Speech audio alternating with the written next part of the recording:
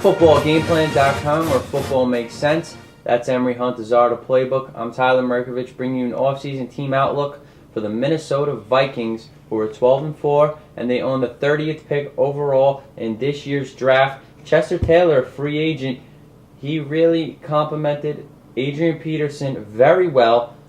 Their fullback, he's a restricted free agent, and on defense, Ray Edwards, defensive end, and one of their nickelbacks, Carl Pema, cornerback, also a free agent. So I think they might need to address this running back position somewhat early, or pick another guy up to keep the wear and tear off of young Adrian Peterson. Well, I think the number one need is defensive tackle. You look at the big guy in the middle. Pat Williams has been doing up in his 30s already. He's 36 and he's looking to retire, so or he's talking about coming back. So you have a lot of uncertainty with that position. So you have to get younger behind him. I mean, Kevin Williams is great because of Pat Williams. Pat Williams is great because of Kevin Williams. Right. So they need another guy. You look at maybe another Williams, a Dan Williams from Tennessee, a guy you could pick up. Just because his name's Williams, you gotta pick him up. He's Williams and he plays defensive tackle. He's going to the Vikings. He's going to the Vikings. So you look at maybe like Odrick, maybe, if you want to get him, or Price from UCLA. So you look at one of those guys, defensive tackle is the number one need. 2 and 3, which could be the 2 defensive needs. What about Pierre Paul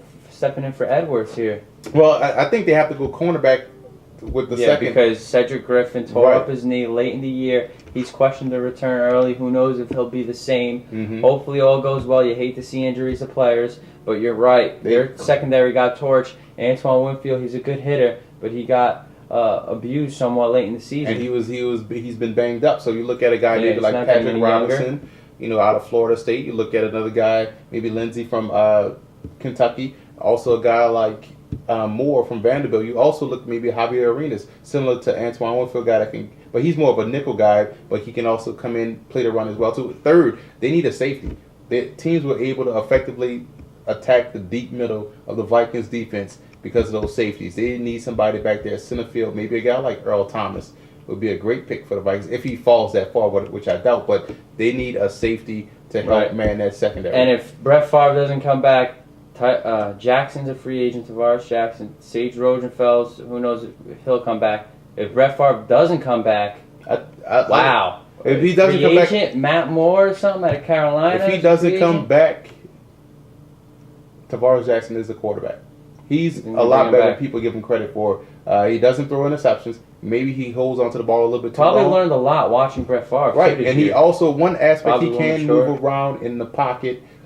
That gets you out of bad place. If you have a mobile quarterback, Brett Favre was getting killed late in the year. Think about that. If you have a quarterback that can move out the way, if Tavares Jackson would have came in that game against the Saints would have had a problem because you look at his ability to run. Mm-hmm. Saints back there in coverage, running about the receivers. Exactly. Here you got a guy that's mobile. It throws off your defense. And their receivers really have come on. Rice with the breakout year. Berrien played great in that playoff game, and of course Percy Harvin and Visanthe Shenko, another breakout year. So Brett Favre made them better. So I think Jackson sitting behind, watching Favre work his craft, that could be a good fit. Right. So that's why I said Jackson, they're fine at quarterback if Favre comes back or doesn't come back. What about O-line? They've drafted Phil Lodenholt last year.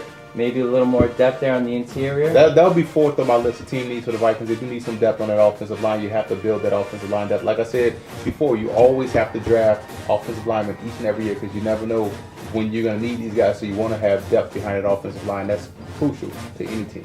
We'll see what happens up in Minnesota. For more, visit footballgameplan.com or visit youtube.com/footballgameplan.